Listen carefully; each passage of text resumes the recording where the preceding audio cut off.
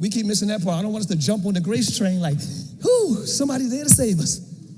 Don't jump on the grace train like that's the only train. That's the second train. The first train is do right. If you miss that train, there's a second train. Are y'all hearing what I'm saying? The purpose is to catch the scheduled train. Stop honoring man more than you honor God. Come on, y'all. When I live by faith, what I don't see get the same reverence as who I do see. I'm not going to fear you more because I can see you. We fear man more because there could be a more immediate judgment. We fear man more. I don't want him mad at me because he's going to say, sit over. God is merciful. So people don't fear God because he doesn't execute quick judgment.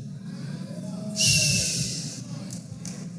But the God of grace and the God of peace is the God of war too. The first war wasn't on earth.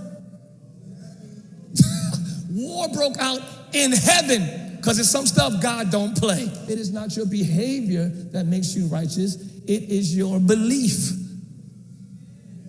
It is your belief. It is what you believe that declares you righteous, not always how you behave. And I am not excusing sinful behavior. That's actually more embarrassing to continue in sinful behavior after knowing how good God has been to you. It speaks of who we are as people, our response to knowing let me get into this. The purpose is holiness. Let's never get it twisted. It's never just obedience, it's holiness, it's to be transformed. I always say that God's instruction to us is for our construction. He instructs us in the ways he's trying to construct us. He speaks to you in a way that he's trying to make you. So if you get a certain instruction from God that's different than the homie down the street, that's because he's making something different out of you than he's making out of the boy down the street. So if you have certain limitations and they got certain freedoms, it's because he's making you different than he's making them. So lean into the difference, lean into being awkward, lean into being the only one sometimes, because God is making you unique. You're not going to be like them. Your oil is not like them. Your gift is not like them. Let them play around. I got to lock in this season because he's making something different out of me. Clap your hands and say, I'm different. I'm just different. I'm not mad that I can't do what everybody else does.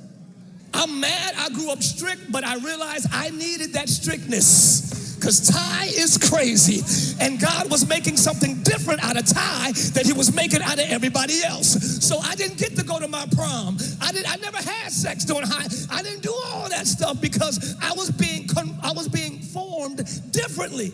He was constructing something different out of me. Had I had all the fun back then, I wouldn't be here right now. I'm trying to tell y'all, I'm glad I didn't have fun. I'm glad I missed the parties. I'm glad I didn't get drunk. I'm glad I wasn't, y'all missing what I'm saying, because he was making something different out of me. Stop feeling like you're missing the party. Stop feeling like you're missing the party. You're actually getting prepared for it. Woo! I said, stop feeling like you're missing the party. You're actually getting ready for it. The real party ain't started yet. If you do sin, you got somebody to help you. The insinuation still is don't stay in sin. We keep missing that part. I don't want us to jump on the grace train like, whoo, somebody's there to save us. Don't jump on the grace train like that's the only train. That's the second train. The first train is do right. If you miss that train, there's a second train. Are y'all hearing what I'm saying? The purpose is to catch the scheduled train. If you do sin, yes, that's a shoulder dropping, whew, if I do sin, because I ain't perfect, but you have help to do right. Purpose is righteousness. The purpose is holiness. The purpose is to be transformed. Jesus is the propitiation, all right, I got it, for our sins. That means he's the atoning, Jesus is the sacrifice that holds back the wrath of God that would otherwise be directed at us because of our sinful nature, our worldliness, our ratchet, our crazy, our lifestyle. That judgment should have been aimed at us, but Jesus said, over here, I'll take it for him. And because of that alone, he should be praised. Because of that alone, he should be worshiped. Because of that alone, he should be honored. He took our place. He holds back the wrath of God. Jesus holds back, through his death, held back the wrath of God that would otherwise be aimed at you. Somebody say, thank God for Jesus. Now, if you perfect, you're really not feeling nothing in this part of the sermon. If you don't mess up, you don't sin, all your thoughts is pure, your DMs is clean. I could grab your phone right now and you just straight. This part don't really do nothing to you.